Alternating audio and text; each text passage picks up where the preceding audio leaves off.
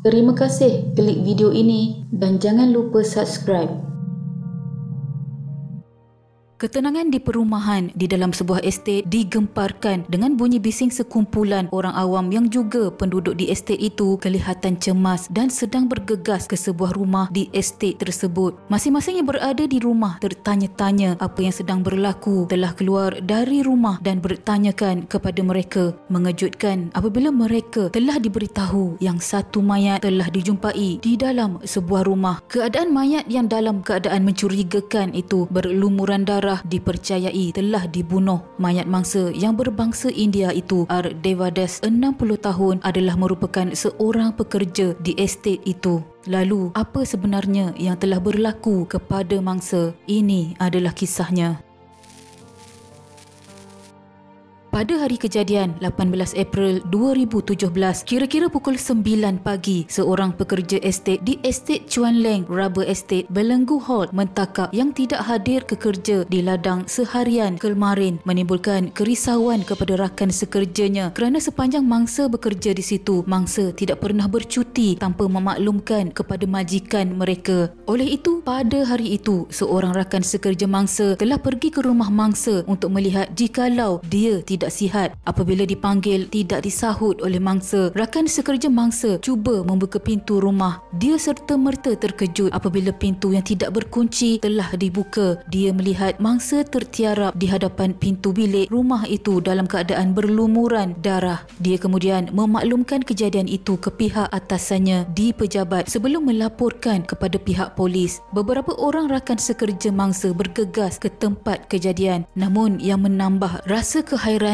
mereka adalah rakan serumah mangsa turut menghilangkan diri pada hari itu. Rakan serumah mangsa Muhammad Rosli Nakur Ghani, 35 tahun, yang juga suspek dalam kes ini, seorang India Muslim, baru 3 minggu bekerja di estet berkenaan dan tinggal serumah dengan mangsa sejak itu. Dia tidak ditemui pada waktu kejadian dan selepas itu lalu menimbulkan syak wasangka kepada mereka. Pihak polis tiba di tempat kejadian susulan menerima laporan. Ketua Polis Daerah Superintendent Zundin Mahmud berkata pihaknya menemui mayat mangsa tertiarap di depan pintu bilik rumah berkenaan dengan kesan cedera di bahagian muka, kepala, dada serta tangan kirinya patah. Mayat mangsa kemudian dihantar ke hospital untuk proses bedah siasat. Hasil siasatan awal, pihak polis mendapati rakan serumah mangsa telah menghilangkan diri sejak hari kejadian, menimbulkan rasa sangsi. Pihak polis kemudian membuat gerakan mencari suspek yang baru 3 minggu bekerja di ladang terbabit sebelum kejadian berlaku dengan pendapatan RM30 sehari dan mempunyai 4 anak yang tinggal di Ipoh, Perak. Bagaimanapun, tidak lama selepas itu, pihak polis telah menahan suspek di dalam ladang tidak jauh dari lokasi kejadian. Tidak sampai 24 jam, mayat mangsa ditemui orang awam.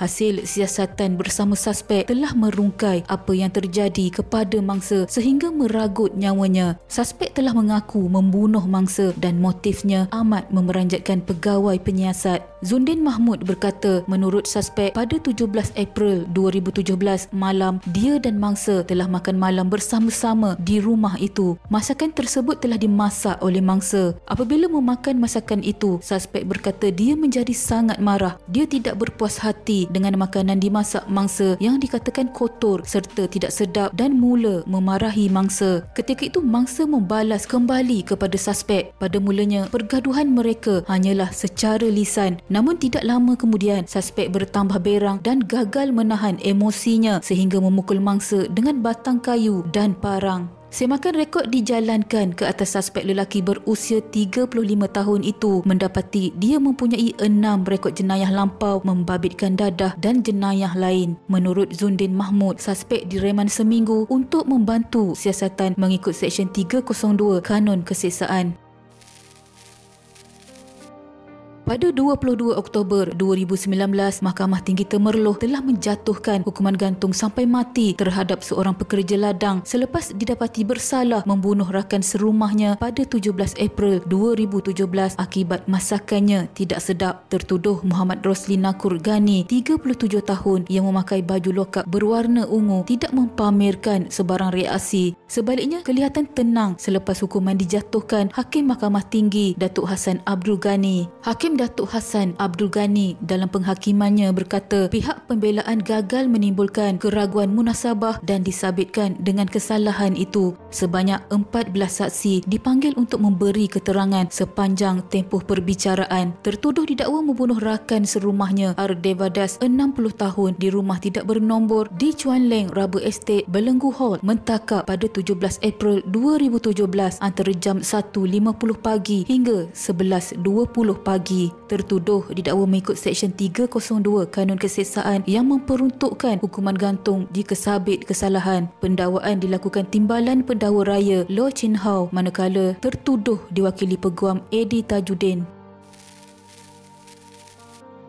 Hanya kerana makanan boleh menjadi punca pembunuhan, entah apa yang difikirkan oleh suspek semasa melakukan perbuatannya itu terhadap orang yang lebih tua darinya. Takziah kepada keluarga mangsa. Semoga kes ini menjadi iktibar untuk kita sentiasa bersabar dan menghormati orang yang lebih tua dari kita. Sekian.